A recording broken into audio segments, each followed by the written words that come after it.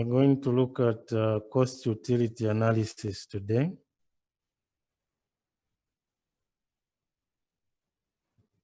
Okay, so we continue in the same fashion. We look at the objectives. We will look at what a quality is, the quality of adjusted life years. And then we'll try to discuss about advantages and disadvantages of cost utility analysis, and then we'll review the calculation.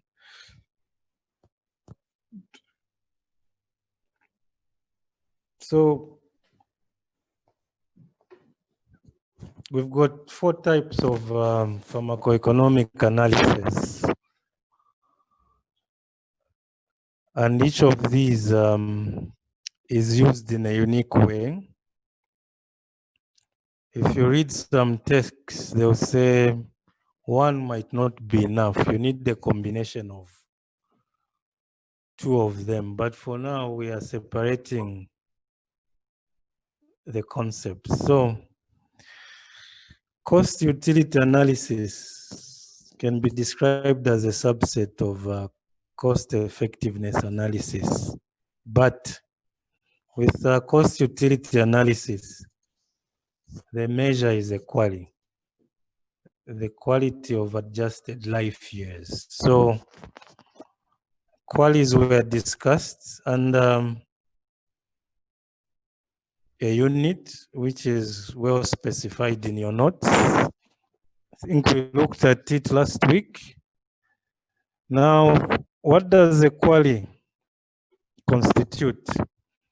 It takes into account the morbidity and the mortality into consideration. So morbidity in our scenario would be probably side effects. Side effects would be a better measure or description of morbidity. And then the mortality is death. So when we're using a quality as a measure, we want to measure the morbidity and the mortality in terms of a quality. So there's a direct relationship. For example, an intervention with a chemotherapeutic agent can bring about side effects, but at the same time, it can prolong life. We have a challenge with people who don't mute their microphones.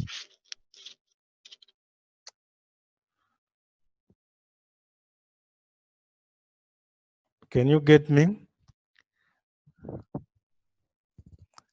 Yes, sir. All right, okay, so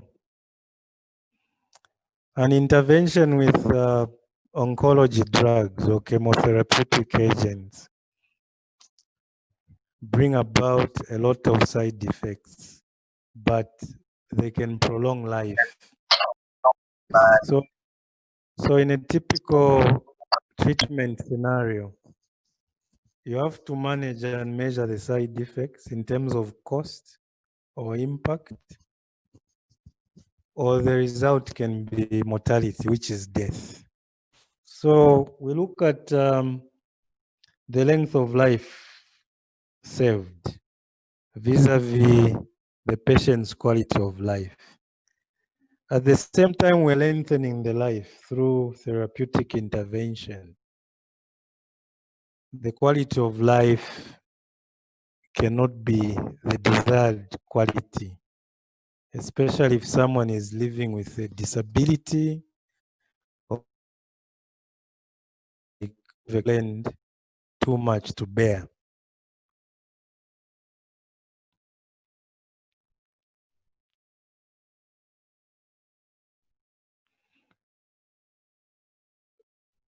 So, in other words, the treatment can extend the patient's life, but also produce, poor quality due to side effects. This we've emphasized. Now, In terms of numeration, in terms of determination, or what would say quantification of these values, perfect health, like we saw, will have a value of 1. If someone is in perfect health, he's not on medication, or if he's on medication but he has a perfect health without any disability or side effects, then the value of 1 can be quantified. Now, it is important to understand that when you look at a quality, it will never be above 1. It will always be between 0 and 1. So perfect health will be assigned of 1. How do we assign these values? These values are assigned by these determinants: rating scale, the time trade-off, and the standard gamble. These have been provided in your notes. These are what will determine the utility that you arrive at. So now, what is the interpretation? Using standard gamble, the rating scale, time trade-off, we can get our utility value. Now, when we determine the utility value through an evaluation or a calculation, so 1 will present a better quality of life in relation to the years of life that are spent or lived. So we might compare 2 ailments.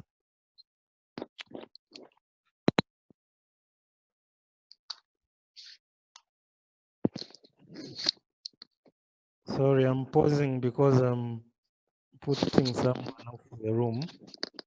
It's too much.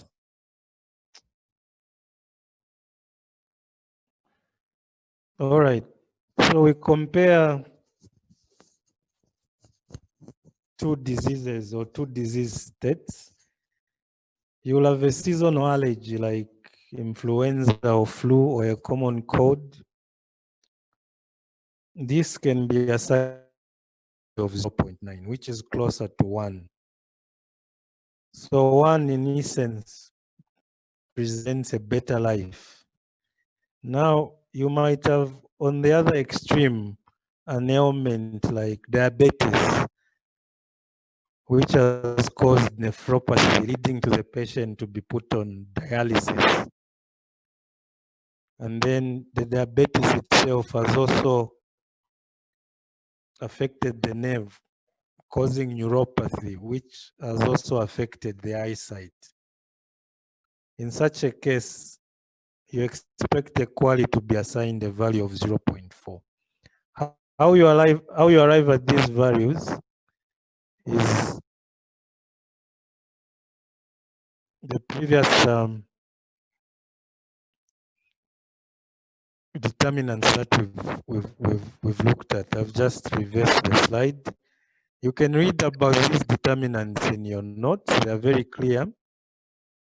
Some just involve an interview of how the patient is feeling. So using these determinants, you'll be able to assign a value. So with a debilitating disease like diabetes, you can have a query of 0.4. So what are the disadvantages and advantages of this form of pharmacoeconomic evaluation, cost utility analysis? You can compare different conditions. Today we're having a lot of trouble. You can compare different medical conditions using a query as an outcome. This is in direct contrast with the ISA, the incremental cost-effective ratio. So the advantage of CAU, cost utility analysis, when compared to the cost-effective analysis is that with the cost-effective analysis, you can only evaluate two medicines for the same medical conditions. Like we saw in the cost-effective analysis, we looked at two agents used in the treatment of diabetes. But with the cost utility analysis, it cuts across a number of diseases and across a number of drugs. Okay, so this is the major advantage. And then the outcome is not expressed in monetary units. Here, what you are determining is the quality of life in terms of morbidity or mortality. But with the cost effectiveness analysis, cost minimization analysis, and cost benefit analysis, there will be a monetary input. But with cost utility analysis, you only need the values in terms of quality of adjusted life years.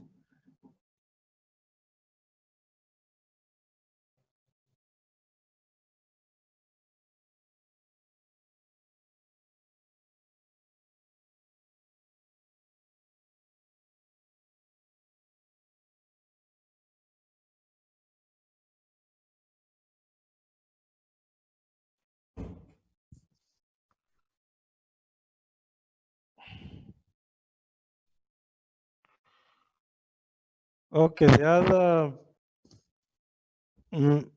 now we looked at the advantage in the last slide.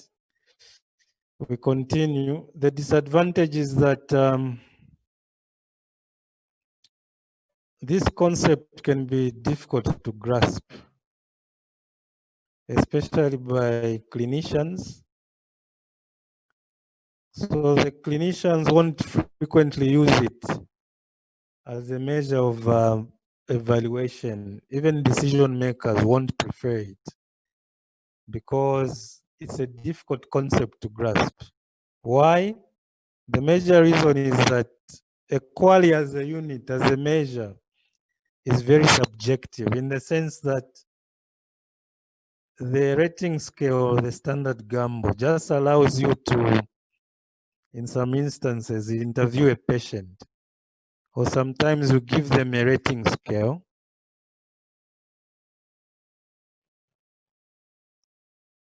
and you use that to determine the utility value. That will lead you to calculate the value of the quality. So the fact that this has got a patient input, it is very subjective. Okay? It can be patients in a group reporting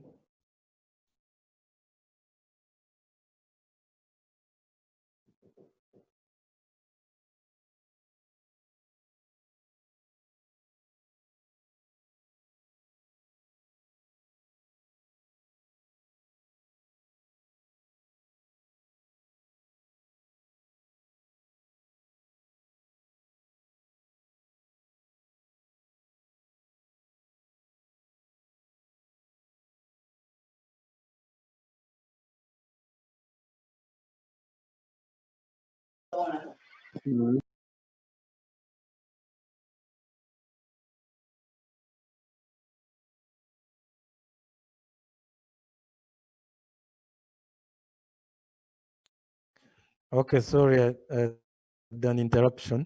We continue.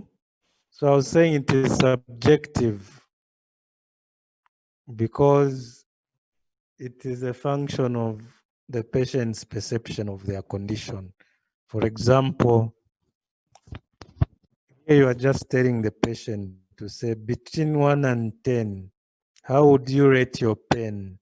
Or how would you rate your discomfort because of side effects of medication? Okay? So this makes it a disadvantage over the cost-effective analysis where the natural units are used. The natural units are easy to interpret.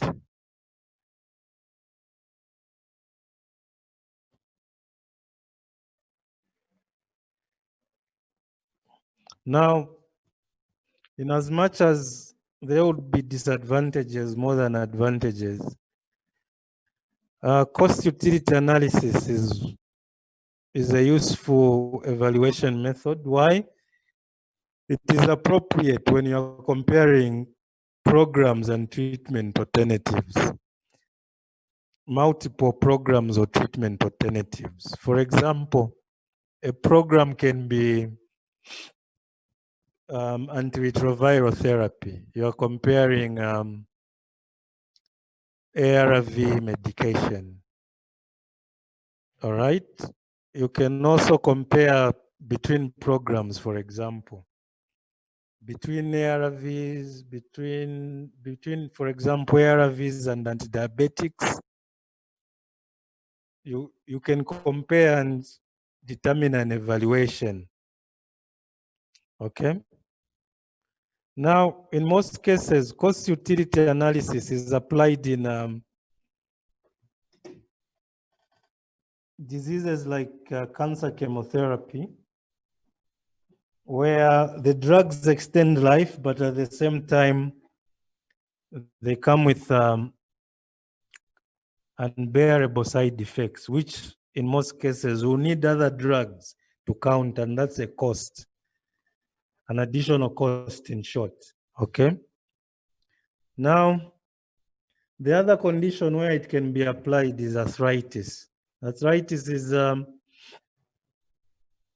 morbidity that involves the joints throughout the body. Okay. So, for example, okay, just a minute.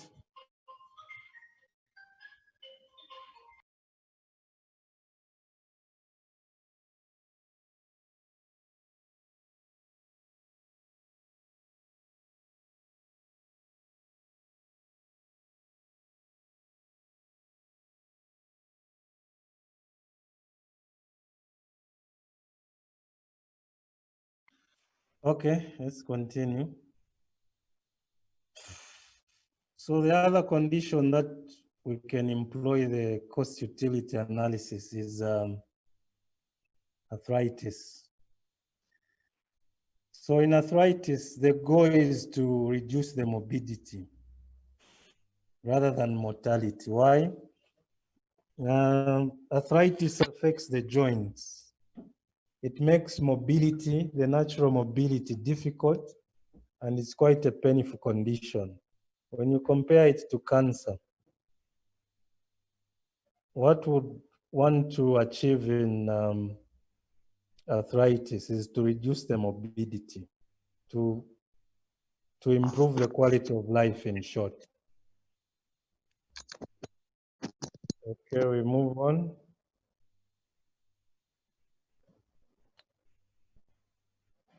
So we look at the cost-benefit analysis. So in this case, we want to define the input and output measure for cost-benefit analysis. We also look at the characteristics. We also look at the advantages and disadvantages, and we'll discuss the methods that are used to assign the monetary values. So from the outset, this uses monetary values for measurement of evaluation. So now, cost-benefit analysis is broad. It's not only applied in pharmacoeconomics. Many other disciplines utilize it. It's a common strategy in finance. If an organization or an institution wants to buy assets, it has to determine whether the assets are worth the cost. So in this case, we are looking at pharmaceuticals and treatment in general. So the aims for pharmaceuticals is that we want to calculate the economic benefits of the intervention. We'll later look at the types of intervention. So in terms of input costs and output costs, it is measured in monetary units, distinguishing it from cost utility analysis that is measured in quality of adjusted life years. All right. So it answers the questions: do the benefits of the program outweigh the costs? We look at the concept later as we continue looking at the characteristics. Now the benefits can be viewed as cost savings. In other words, what is the cost that we've saved in choosing this particular intervention over the other intervention? In saving costs, we are also avoiding those costs. So this relates to opportunity costs. So we can look at an example, for example, of where we can achieve benefits, an intervention that can bring about benefits. Though the example is not common to Africa, but I've just learned that we've got nationals in this class. Just confirm that. I've always assumed that I'm teaching Zambians. How many nationalities do we have?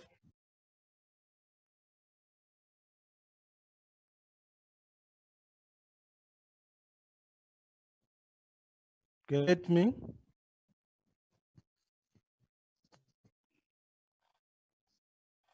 Mr. Class Rep, how many nationalities do we have? Just a minute. Huh? I don't know. Two from Namibia. I don't know the rest. Yeah, I think two. So You are it's not sure. Belgium. Yeah, but I don't know, like, but I think it's two, sir. Do we have anyone from Windhoek or I don't know Namibian towns? Katimamulilo or Walvis Bay, I don't know. Do we have any in attendance right now? Or Bwana Class Rep, what are their names? They might be shy, maybe. There's Alpha and Mid. Alpha and the Mid, are you in attendance? Yeah, And Mid where is are you there, and Alpha is there as well. Alpha and the Mid, where are you attending from? They are not part of the lecture. No, Okay. sir. She has texted.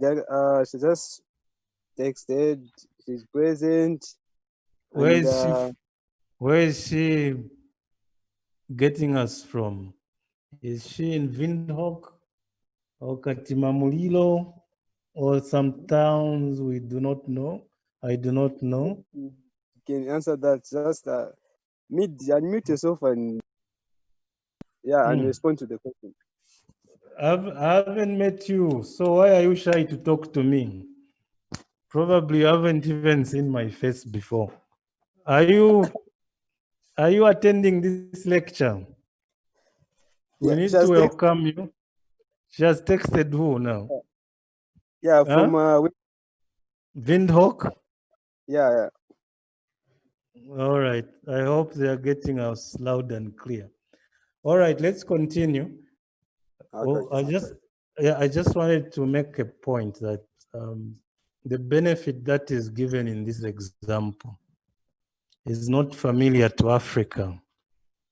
But perhaps maybe in Namibia, we have mail order pharmacy service. Can our colleagues from Namibia confirm?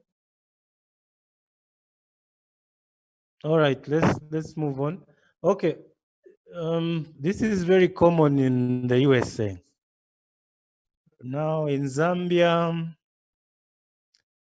I don't think we might be interested because we are so much focused on the public sector. But in the USA, this is very much prevalent as well as the UK. So now, here's an example. We want to offer, mail order pharmacy services to stable patients. For example, stable patients on chemotherapy, diabetes, or hypertension. The goal is that we do not want them to come to the outpatient pharmacy at the public hospital or the private hospital, or indeed the retail pharmacy. Why? Because we want to decrease the waiting times. Okay, now, this is going to cost some money to implement mail order. And for you already, I think the cost base there will be the courier services, right? What determines the courier services costs will be the weight, the weighing. I'm sure some of you do buy from Amazon. I don't know. Okay. You realize that you are built based on the weight of the product. Okay. So now we want to try this project. So is it worth the benefit? So that's what we are looking at. Let's just move on to another slide.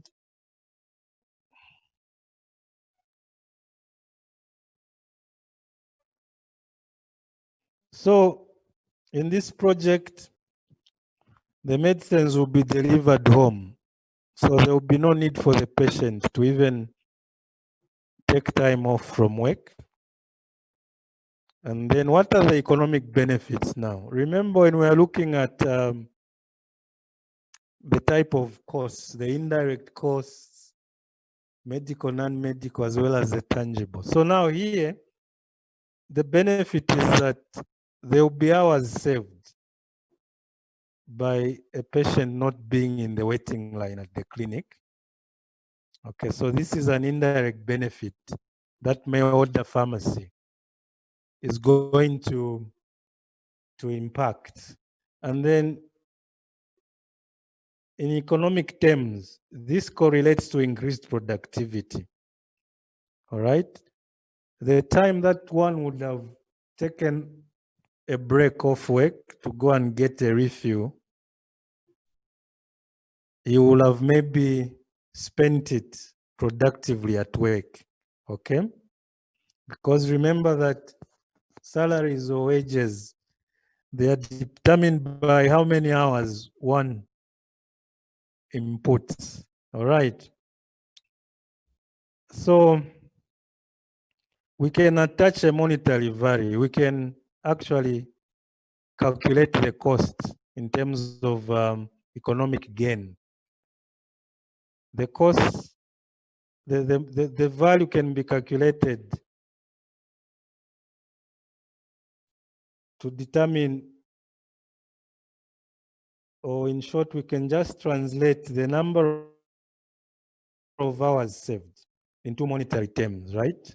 The number of time that has been saved not being in that line vis-a-vis someone being at work and receiving their medication through the mail. We'll be able to assign a value, okay, using one or two methods. So that was an example of an intervention. Now, if you notice with cost benefit analysis, the example given didn't directly relate to drugs, right? It's kind of general. So cost benefit analysis mostly would tend to focus on a program, right? Or an intervention. not to restrict it to an economic evaluation that does not evaluate drugs. No, it does, but mostly it's programs. It can be mail order, as the example was given. It can also be maybe a hospital establishing maybe a diabetic clinic or any other clinic, a smoking cessation clinic, or all those interventions or programs. For us to determine the true cost, we can use the cost benefit analysis. So what are the advantages? So many benefits, a range of benefits. It can be the example given of mail order. It can be a diabetic clinic. They can be combined. Come up with one outcome in monetary units. And then the disadvantage is that for some type of outcomes, it is difficult to attach a monetary unit. For example, we can attach, but it's difficult. If the intervention is about saving lives, for example, we might not attach the true cost. For example, we can take the masking intervention in the wake of COVID. We can measure the monetary gain of people wearing masks using the cost benefit analysis.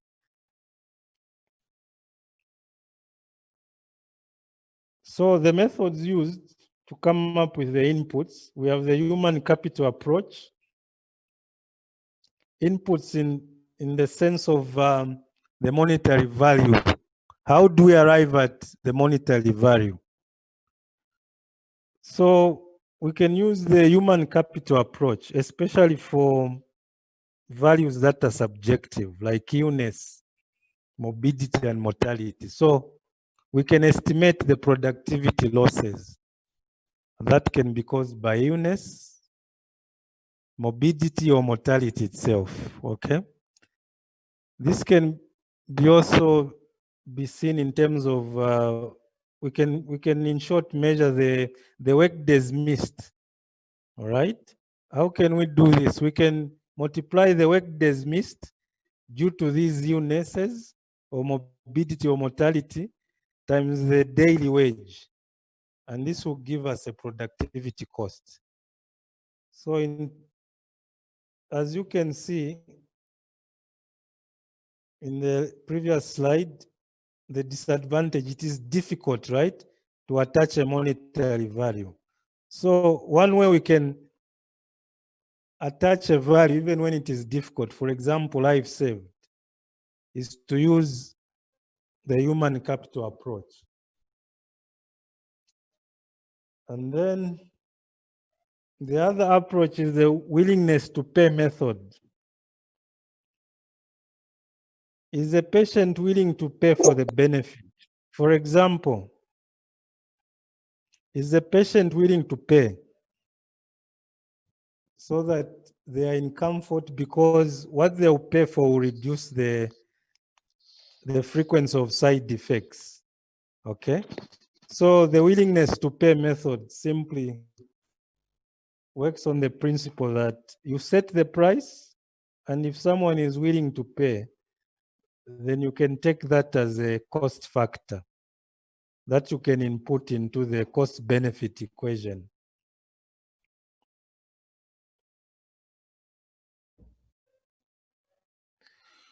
All right, so this is the equation. I noticed a typo in your notes. I think I'll advise you to change. So this is the equation that you might use.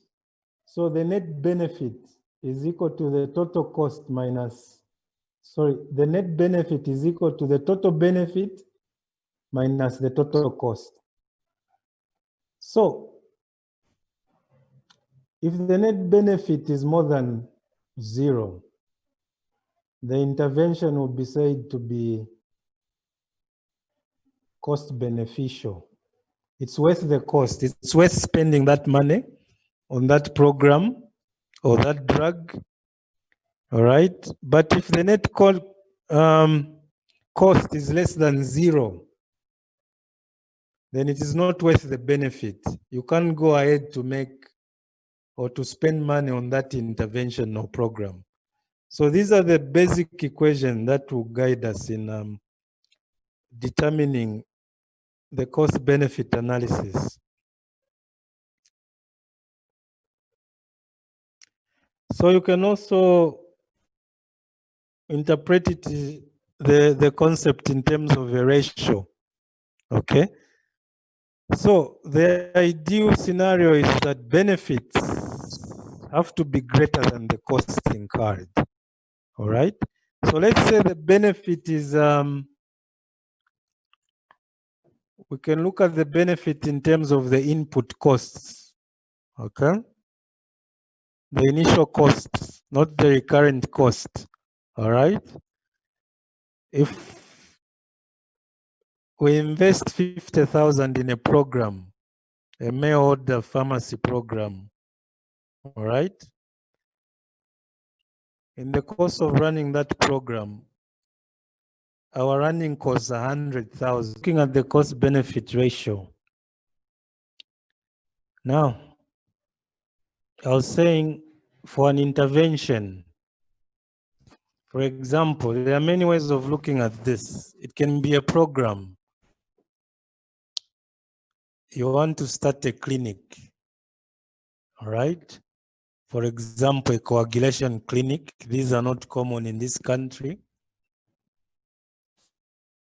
If your initial cost in establishing that program is 50,000 kwacha, but your running costs over time become 200,000 kwacha, or you project them to amount to 2,000 kwacha over a period of time, then it is not worth starting that clinic.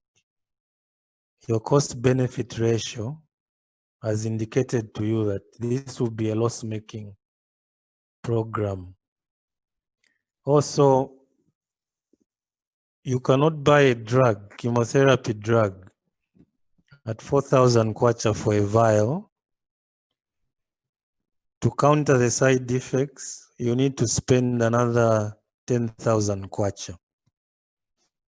In terms of cost-benefit analysis, the medicine will be deemed to be too expensive. Okay? So your role, depending on what practice you are in, whether you are in a hospital, in insurance, whether you are at national level, as a pharmacist, your role is to reduce costs. Okay, so we are simply looking at evaluations that are going to make us understand the nature of costs with relation to drugs. Like I said last time, in terms of personnel, you are the one who is better placed to advise on these costs, all right? So today I had some information that some institution went ahead without consultation to go and look for medicines cost at Central Statistical Office, all right? Yet, when it comes to costs in pharmacy, we have what we call price indicators. These price indicators can be found on the internet. They are global, all right? But you have an organization that doesn't consider, or not consider really, but it is not well informed as to who can properly advise. They go to look for costs, you know, in wrong places. So what does that do now? If that organization goes ahead, you know, to put those costs in the database, then the cost of the services that they will provide will be very, very expensive. All right. So this is the essence of the cost-benefit analysis in conjunction with many other pharmacoeconomic analysis that we've looked at so far. Okay, so let's look at the application of pharmacoeconomics in general. Now, traditionally, costs were not a factor.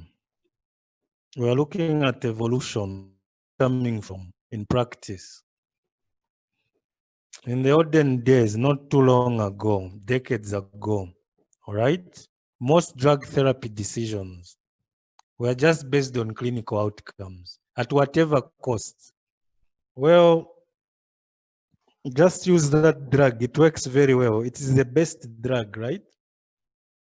I don't know if I told you that when you look at evaluation in pharmacy, whether it's cost or a clinical outcome, we always avoid the word best because we assume that all drugs have got equal benefit. So the term we use is drug of choice. Don't say this is the best drug. No. You say this is a drug of choice. In as much as you say propranolol, for example, is not the most preferred beta blocker.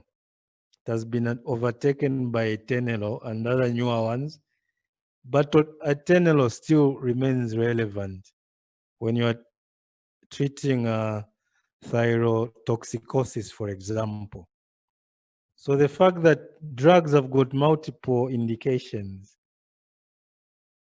this makes it worthwhile not to use the term best.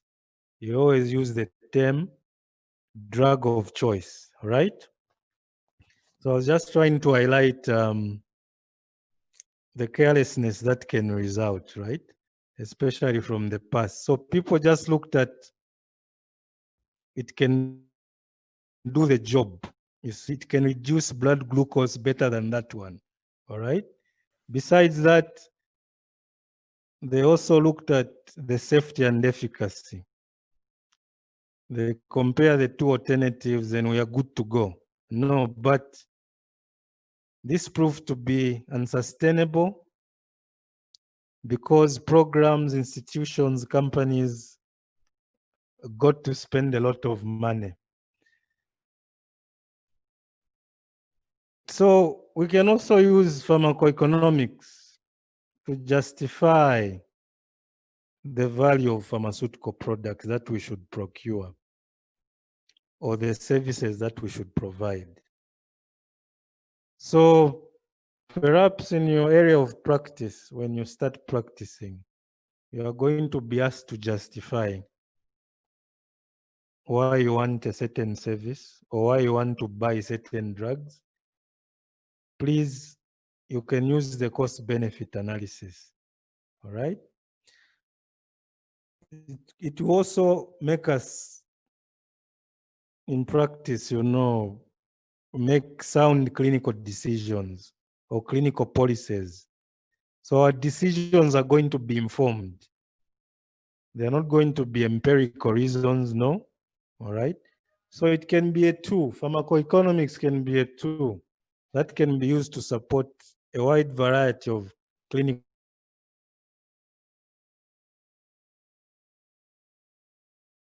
decisions, okay? It can be looking at drugs, individual therapies or regimens. It can also be the entire health system. It's possible to evaluate it and save the government, you can save your company, or you can save the community you live in. So this is the end of our topic. Any questions?